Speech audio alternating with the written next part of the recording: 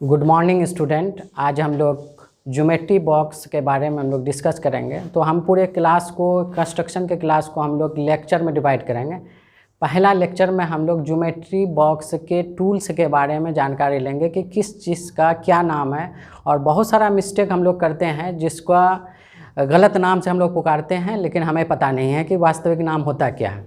तो first of all, सबसे पहले हम लोग इस टूल के बारे में, आप लोगों ने देखा है इस टूल को क्या कहते हैं, ठीक है। तो ये हम लोग जनरली स्टूडेंट्स बोलता है इसको स्केल। और आज हम लोग ये देखेंगे, वास्तविकता ये देखेंगे कि स्केल जो हम लोग बोल रहे हैं इस चीज़ को, ये हमेशा से हमारे सोसाइटी में गलत बोलते हुए आया।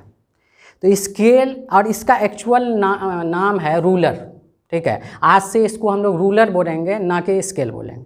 अब आज डिफरेंस हम लोग सीखेंगे कि रूलर और स्केल में क्या फ़र्क है, ठीक है।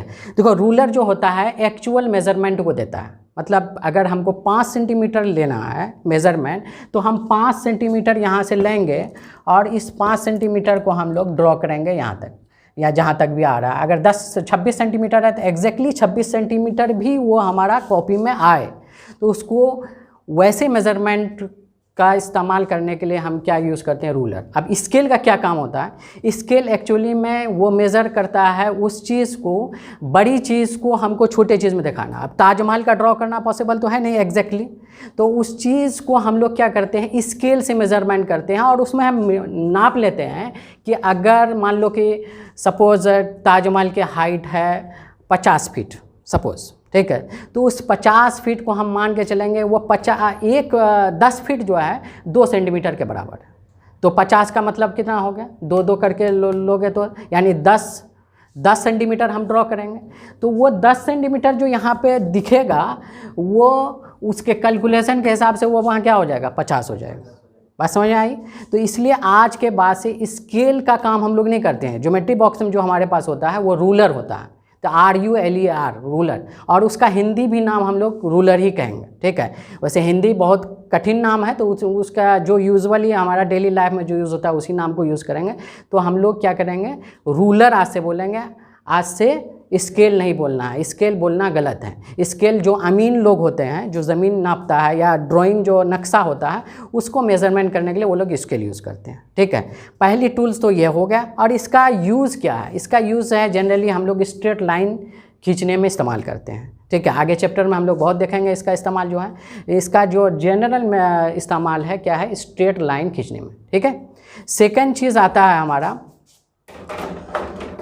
यह है कंपास।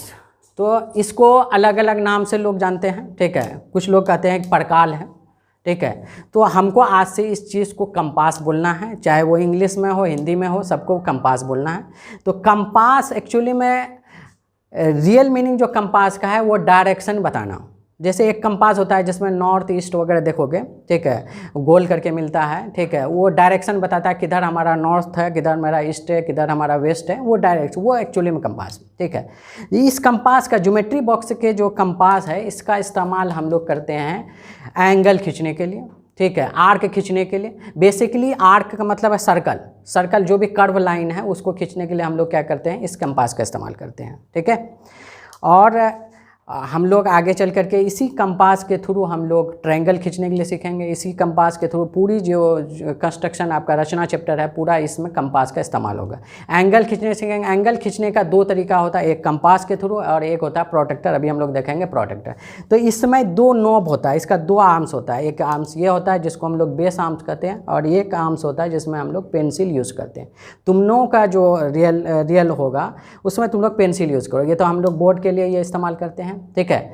तो हम लोग देखेंगे कि जैसे ये ज्योमेट्री बॉक्स है, तो इसमें ये वाला जो है ये कंपास हुआ, ठीक है। इसमें हम लोग पेंसिल यूज़ करेंगे, और पेंसिल यूज़ करने का इस्तेमाल बता दे रहे हैं। जैसे पेंसिल जब यूज़ करेंगे, इसको कैसे यूज़ करना है। तो सबसे पहले इसको खोलिए, ठीक है। इसको खोलने के बाद पेंसिल घुसाएं, और पेंसिल घुसने के बाद ये देखेंगे ये दोनों का जो लेवल है ना वो सेम होना चाहिए। इसमें अंगुली में रखो या किसी एक सरफेस में रखो, और इसको एक लेवल पे ला करके उसके बाद इसको टाइट कर दो, ठीक है। और ये टाइट करो, और जब भी कंपास यूज़ करेंगे तो इस पोर्शन को कभी नहीं पकड़ेंगे, नहीं तो हमारा ड्राइंग सही नहीं होगा, ठीक है। तो हमको यूज़ कहाँ पकड़ना है, इस पोर्शन को पकड़ना है, ये वाला पोर्शन को। ठीक है। जहाँ पे भी हमको बैठाना है, जो भी मेज़रमेंट पे बैठाना है, तो इस तरह से, तो इसको ये वाला पोर्शन यूज़ करेंगे, या ये बेस लाइन को हम पकड़ सकते हैं। ये इस दोनों पार्ट को छूना ही नहीं। अगर ये दोनों पार्ट को छूओगे तो तुम्हारा ड्राइंग में एरर आएगा, ठीक है। जो चीज़ हम लोग ड्रॉ करना चाहेंगे पार्टिकुलर लेंथ का, वो हमारा नहीं आ पाएगा। जो हम कर्व एक्चुअल में लाना चाहेंगे वो हमारा नहीं आ पाएगा। समझ में आई? तो इसका कंपास का इस्तेमाल नॉर्मली क्या है, एंगल को खींचने में किया जाता है। आज के बाद इसका नाम हम लोग क्या बोलेंगे, कंपास, ठीक है। इसी के साथ आता है एक है, इसको हम लोग बोलते हैं डिवाइडर, ठीक है। तो इस डिवाइडर का इस्तेमाल हम लोग जनरली नहीं करते हैं, लेकिन एक्चुअल मेज़रमेंट अगर हमको पता करना है तो इस डिवाइडर का हम लोग इस्तेमाल करेंगे। जैसे हमको 5 सेंटीमीटर खींचना है लाइन, तो हम इसके लिए, ये स्केल लिए, और इस स्केल में देखो यहाँ पे ऊपर में सेंटीमीटर है और इधर इंचेस हैं, ठीक है। तुम 5 सेंटीमीटर लिए तो यहाँ 0 से स्टार्ट किए, 5 सेंटीमीटर ले लिए। अब 5 सेंटीमीटर कोई ज़रूरी नहीं 0 ही से लिया जाएगा, ठीक है। 5 से अगर लेना चाहेंगे तो 5 और 10 के बीच, 10 में 5 माइनस करेंगे तो कितना होगा, 5 का होगा, तो 5 सेंटीमीटर यहाँ से भी आ जाएगा। 6 से लेना चाहेंगे 6 से भी आ जाएगा। तो उधर हमारा पॉइंट क्या लेना होगा, 11 लेना होगा। 6 में 5 माइनस करेंगे तो हमारा क्या होगा, 5 हो जाएगा, ठीक है। तो उसी तरह से अगर हम 14 पे इस पॉइंट को लेना चाहते हैं, 14 से 14 में से 9 माइनस करेंगे, क्या है, 5 आ जाएगा। तो इस तरीके से हम कहीं से भी मेज़रमेंट उठा सकते हैं। अगर मेरा स्केल ख़राब है तो हम 1 से स्टार्ट किए, 2 ही से स्टार्ट, मैं मान लो स्केल टूटा हुआ है तो हम 5 से स्टार्ट कर देंगे। तो ओवरऑल हमको ये गैप देखना है कि हमको कितना सेंटीमीटर लेना है। क्लियर है? तो इसका काम क्या है, डिवाइडर है, और ये एग्जैक्टली मेज़रमेंट देता है, ठीक है। और सबसे मोस्ट इम्पॉर्टेंट जो पार्ट है वह है हमारा ये वाला पोर्शन, ये इसका इस्तेमाल बहुत ज़्यादा होगा, ठीक है। हमने बताया था कि एंगल को खींचने का 2 रास्ता है, ठीक है।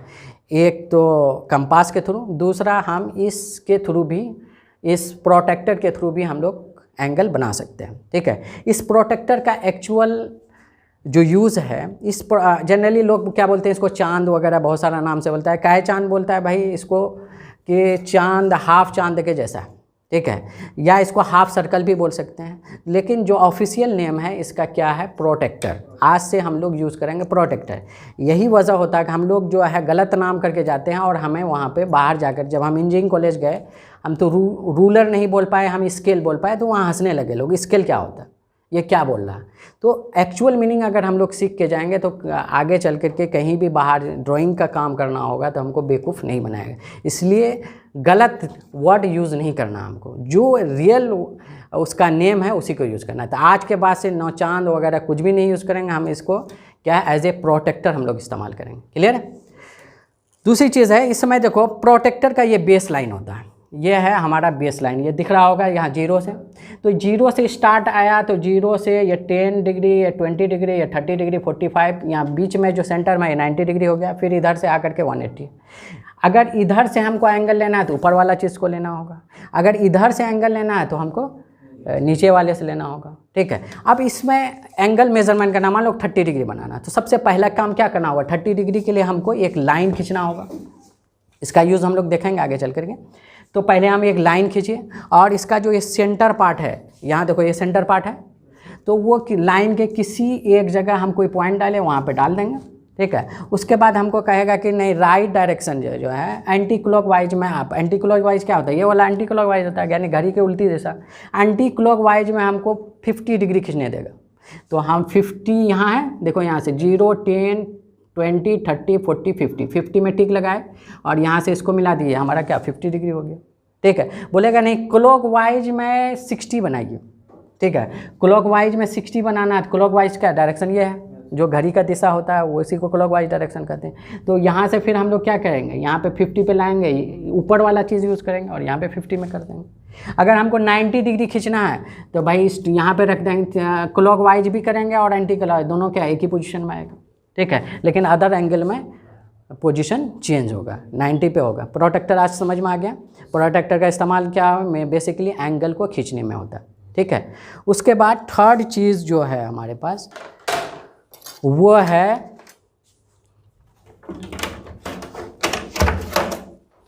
ये है, इसको क्या बोलते हैं, इसको क्या बोलते हैं, ऐसे ट्रायंगुलर शेप का है, ये भी ट्रायंगल शेप का है, ये भी ट्रायंगुलर शेप का है। ये 2 ट्राइसेक्टर होता है, ठीक है। ट्राई सेक्टर होता है तो इसमें 2 ट्राई सेक्टर है। देखो ये 2 ट्राई सेक्टर, इसका ट्राई सेक्टर का इस्तेमाल भी अभी हम देखेंगे। इस ट्राई सेक्टर का नाम दिया गया है, ये देखोगे कि इस ट्राई सेक्टर में ये जो साइड है और ये साइड इक्वल है, ठीक है। और इस साइड में इसका मतलब है कि जो एंगल होगा और कोई भी ये ट्रायंगुलर शेप है तो इनके सभी कोणों का योग कितना होगा, 180 होगा। यानी अगर इस एंगल को लिया जाए या इस साइड के एंगल को लिया जाए और इस साइड के एंगल को लिया जाए और इस साइड के एंगल को लिया जाए तो तीनों को जोड़ोगे तो कितना होगा, 180 डिग्री, ठीक है। तो अब जब ये दोनों साइड बराबर है तो ये एंगल कितना होगा, तो ये हो जाएगा 45 और ये हो जाएगा 45। ऐसे कैलकुलेट भी कर सकते हो, x लिए तो क्या हो जाएगा 2x और प्लस ये 90 डिग्री होता है। देखो ये क्या है, परपेंडिकुलर 90 होगा। तो कैलकुलेट करके जब देखोगे तो ईच एंगल क्या मिल जाएगा, 40। तो इसलिए इस ट्राइसेक्टर का नाम क्या दिया गया, 40, 45, 90, या इसको बोल सकते हैं 40, 90, 45, 45, 90 और 45। बात समझ में आया? इस तरीके से हम इसका नाम दें। इस ट्राइसेक्टर का नाम क्या है, 45, 90, 45 ट्राइसेक्टर। मतलब इसके थ्रू डायरेक्ट हम एंगल भी 45 खींच सकते हैं। अगर हमको डायरेक्ट एंगल 45 खींचना होगा तो डायरेक्ट क्या होगा, इसको रखेंगे इस तरह से लाइन खींचे, इस तरह से ये लाइन के एक ट्रायंगल बन गया और इसमें क्या हो गया 45 खींच। इस एंगल का नाम क्या देंगे, डायरेक्टली हम 45 कर देंगे। इस एंगल का नाम डालेंगे क्या करें, 45 कर देंगे और ये हमारा क्या होगा, 90 होगा। ऐसा में इसके थ्रू हम डायरेक्ट 45 बना सकते हैं और 90 बना सकते हैं। इसीलिए जो है इसका नाम क्या दिया गया, 45, 45, 90, ठीक है। दूसरा जो टाइप है, इसको जब देखोगे तो इसमें देखोगे ये भी ट्रायंगुलर शेप है ट्रायंगुलर शेप। तो इसमें देखोगे एक साइड ये है और एक साइड ये है। देखो यहाँ पे तीनों साइड बराबर है, नहीं है, ठीक है। तो ये अलग है, इसके तीनों साइड अलग अलग है। तो यहाँ पे देखोगे ये जो है इसको और इसको देखोगे तो ये क्या है, परपेंडिकुलर है, ठीक है, एक दूसरे से क्या है, लंबवत है। तो इसका मतलब ये 90 बनाया और तो 90 बनाया तो ये जो एंगल होता है ये क्या हो जाएगा, 30 हो जाता है और ये क्या होता है, 60 हो जाता है, ठीक है। तो इसीलिए इस ट्राइसेक्टर का नाम दिया गया क्या, 30, 60 और 90। और तीनों को जब जोड़ोगे तो तीनों क्या होगा, 180 डिग्री होगा। क्लियर है? तो अब ये बेसिकली इसका इस्तेमाल क्या होता है, ठीक है। मान लो कि अगर हम कोई पेन लेते हैं सपोज, ठीक है। अब ये बेसिकली इसका इस्तेमाल क्या होता है, जैसे ये दोनों ट्राइसेक्टर मिला करके हम पैरेलल लाइन आराम से खींच सकते हैं। जैसे ये रखें, ठीक है। अब देखो ये दोनों इस बेसिस पे रखे, ठीक है। तो इसमें इधर से ड्रॉ किए, इधर से ड्रॉ किए, दोनों पैरेलल लाइन हो जाएगा, ठीक है। और इसको अगर ये गैप भी रखें हम, ठीक है, तो ज़्यादा गैप में भी पैरेलल लाइन हो जाएगा। अगर हमको परपेंडिकुलर लाइन खींचना होगा तो कैसे हो जाएगा, इधर से जाओगे, इधर से परपेंडिकुलर लाइन खींच दोगे, ठीक है। तो ट्राइसेक्टर का इस्तेमाल बेसिकली यह होता है, परपेंडिकुलर लाइन और या पैरेलल लाइन खींचने में इस्तेमाल होता है। टाइम बर्बाद ना हो, इससे डायरेक्ट तुम खींच सकते हो। तो इसका इस्तेमाल हम लोग जनरली बोर्ड में नहीं करते हैं क्योंकि इस्तेमाल करने के लिए आता नहीं है। तो इंशाल्लाह हम लोग क्लास में इसका इस्तेमाल भी, जहाँ पे डायरेक्ट पैरेलल लाइन खींचना होगा, परपेंडिकुलर लाइन खींचना होगा, तो इस ट्राइसेक्टर का हम लोग इस्तेमाल करेंगे। इसके अलावा जो आपके पास जो इंस्ट्रूमेंट बॉक्स में होता है या ज्योमेट्री बॉक्स में, इसके अलावा हमारे पास रहता है ये, इसको क्या कहते हैं, शार्पनर, ठीक है। कटर नहीं बोलेंगे, कटर कोई चीज़ को कटर करने के लिए होता है, तो आज से इसका नाम शार्पनर बोलेंगे। शार्प मतलब होता है कि शार्प करना, किसी चीज़ को शार्प करना, ठीक है, किसी को नोकीला बनाना, ठीक है।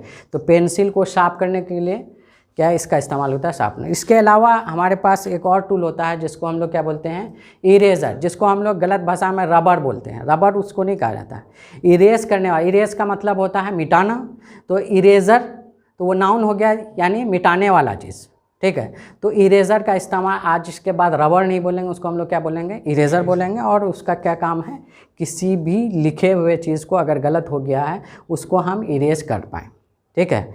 उसके बाद फाइनली लास्ट जो रहता है हमारा, ये पेंसिल होता है। और इस पेंसिल का इस्तेमाल जो है, हम 2 तरीके का पेंसिल यूज़ करते हैं।